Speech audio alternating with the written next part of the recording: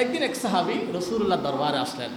ওই সাহাবী রসুল্লাহ ওই সাহাবীর দিকে দেখছেন আর মিটি হাসছেন। রসুল্লাহ দেখছেন আর মিটি হাসছেন, কোনো কথা বলে নাই। সাহাবী অনেক বেশি খুশি হয়ে গেল। আরেকদিন রসুল্লাহ দরবারে ওই সাহাবী বলে, আমার মন ভালো নেই, আমি রসুল্লাহ দরবারে যাই। ওই সাহাবী রসুল্লাহ দরবারে আসলেন, দেখলেন অন্যদিন যেভাবে রসুল্লাহ হাসছেন, আজকে ওই সাহাবীর দিকে তাকাচ্ছেন না, হাসছেন না। তখন সাহাবী বলেন, ইয়া রাসূলুল্লাহ, আমি আরেকদিন আসছিলাম আপনার দরবারে, আপনি আমার দিকে অনেকবার তাকিয়েছিলেন, অনেক হাসছিলেন, কিন্তু আজকে আপনি হাসছেন না, কারণটা কি? আজকে আমার দিকে আপনি তাকাচ্ছেন না।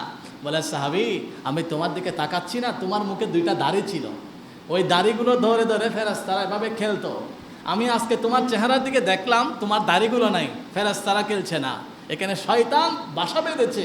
আমি ওই দিন ফেরেশতাদের উৎফুল্ল দেখেছি, ফেরেশতাদের জলুস দেখেছি, ফেরেশতাদের খুশিমনা দেখেছি, কিন্তু আজকে দেখলাম সেখানে শয়তানের বাসা, এই জন্য আমি তোমার দিকে তাকাচ্ছি। তাহলে দাড়ি রাখা এটা কি সুন্নাত। দাড়ি রাখলে কি হয়? ব্রেন সুস্থ থাকে।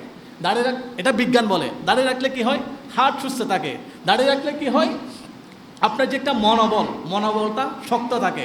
বলে না, দাড়ি বুড়া হলে রাখবো না, দাড়ি বুড়া হলে রাখার জিনিস নয়, দাড়ি জোবান হলে রাখার জিনিস। বুড়া হলে তো বাঁদরের সোজা হয়ে যায়, বুড়া হলে তো বাঘও সোজা হয়ে যায়।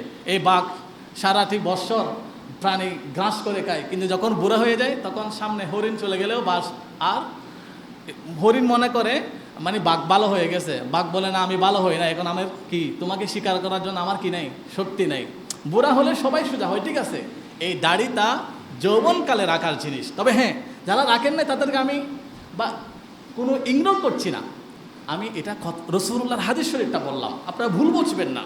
এটা একটা ভালো আমল, আপনি যদি রাখতে পারেন এটা আপনার জন্য অত্যন্ত বেটার নয়, বেস্ট ইউর লাইফ। আপনি যে এটা যখন দাঁড়িয়ে রাখবেন, আপনার জীবনে একটা ভালো কিছু দিবে। অন্তত কিছু না পান, এই কাতালগঞ্জ আবাসিক এলাকার এই রাস্তা থেকে ওই রাস্তাতে গেলে আপনি 10টা সালাম পাবেন। আপনি যদি দাড়ি নিয়ে হাঁটেন, অন্তত পক্ষে মানুষ আপনাকে 10টা সালাম হলেও দিবে। তো সালাম দেওয়া মানে কি? সালাম দেওয়া মানে আপনাকে সম্মান করা, আপনাকে অনার করা, আপনাকে রেসপেক্ট করা। আপনাকে যখন অনার করবেন, আপনাকে সালাম দিবেন, এটা শুধু রেসপেক্টের মধ্যে সীমাবদ্ধ নয়, এটা হচ্ছে একটা দোয়া। আসসালামু আলাইকুম মানে কি? আল্লাহ আপনার উপর রহমত শান্তি দান করুক। তাহলে এটা দোয়া। এই দোয়ার একটা পাওয়ার মাধ্যম হচ্ছে কি? দাড়ি। একদিন এক অন্ধ ব্যক্তি রাসূলুল্লাহ দরবারে আসলেন। ইয়া রাসূলুল্লাহ, চোখের জ্যোতি নেই, মন চাই একবার চোখের আলো দিয়ে পৃথিবীটা দেখি। বলে, দেখতে চাও? বলে, সিদ্দিক আকবরের দাড়ি ধরে তুমি সিদ্দিক আকবরের দাড়ি রুছিলে আল্লাহর কাছে দোয়া করো। ওই ব্যক্তিটা, অন্ধ ব্যক্তিটা সিদ্দিক আকবরের দাড়ি ধরলেন। বলে, আল্লাহ, সিদ্দিক আকবরের দাড়ি ধরলাম, আজকে সিদ্দিক আকবরের দাড়ি রুছিলে আমার চোখের দৃষ্টি ফিরিয়ে দাও।